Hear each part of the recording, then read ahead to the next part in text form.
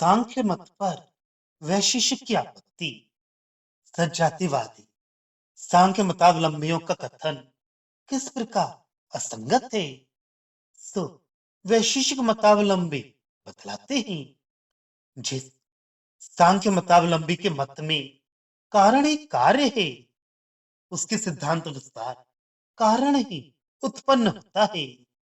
किंतु जबकि वह जन्म लेने वाला है, तो अजन्मा कैसे हो सकता है? और भिन्न विदीर्ण होने पर भी नित्य कैसे हो सकता है? जिस वादी के मत में मृतिका के समान उपादान कारण ही कार्य है, अर्थात जिसके मत में कारण ही कार्य रूप में परिणत होता है, उसके सिद्धांत अनुसार प्रधान आदि कारण अजन्मा होता हुआ भी महत आदि कार्य रूप से उत्पन्न होता है, ऐसा इसका तात्पर्य है। किंतु यदि प्रधान महद आदि रूप से उत्पन्न होने वाला है, तो वे उससे अजन्मा कैसे बतलाते हैं? उत्पन्न होता है और अजन्मा भी है, ऐसा कथन तो परस्पर विरुद्ध है। इसके सिवा वे प्रधान को नित्य भी बतलाते हैं, किंतु वह भिन्न विधीर्ण अर्थात एक देश में स्फुटित यानी विकृत होने वाला होकर भी नित्य कैसे हो सकता है?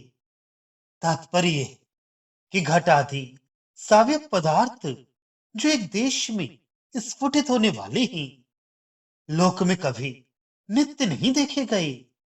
वह अपने एक देश में विदीर्ण होता है तथा अज और नित्य भी है। ये तो उनका विरुद्ध कथन ही है, ऐसा इसका अभिप्राय है। इस अभिप्राय का ही स्पष्टीकरण करने के लिए कहते हैं, यदि कारण से कार्य की अभिन्नता है, तब तो तुम्हारे मत में कार्य भी अजन्मा है। और यदि ऐसी बात है, तो उत्पन्न होने वाले कार्य से अभिन्न होने पर कारण भी किस प्रकार निश्चल रह सकता है? यदि तुम्हें अजन्मा कारण से कार्य की अनन्यता इष्ट है, तो तुम्हारे मत में ये बात सिद्ध होती है कि कार्य भी अजन्मा है। किंतु कार्य है और अजन्मा है, ये तुम्हारे कथन में एक दूसरा विरोध है। इसके सिवा कार्य और कारण की अनन्यता होने पर उत्पत्तिशील कार्य से अभिन्न उसका कारण नित्य और निश्चल कैसे रह सकता है? ऐसा कभी नहीं हो सकता कि मुर्गी का एक अंश तो पकाया जाए और दूसरा संतान उत्पत्ति के योग्य बनाए रखा जाए। इसके सिवा और भी जिसके मत में अजन्मा वस्तु से ही किसी कार्य की उत्पत्ति होती है, उसके पास निश्चय ही इसका कोई दृष्टांत नहीं है।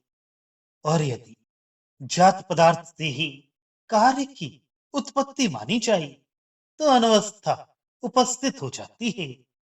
जिस वादी के मत में आज अनुत्पन्न वस्तु से कार्य की उत्पत्ति होती है, उसके पास निश्चय ही कोई दृष्टांत नहीं है।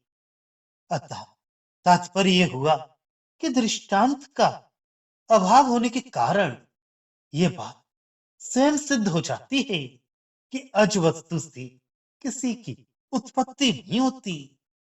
और जब किसी जात उत्पन्न होने वाली वस्तु से कार्य वर्ग की उत्पत्ति मानी जाती है, तो वह भी किसी अन्य जात वस्तु से उत्पन्न होनी चाहिए और वह किसी और ही से उत्पन्न होनी चाहिए। इस प्रकार कोई व्यवस्था ही नहीं रहती, अर्थात अनवस्था उपस्थित हो जाती है।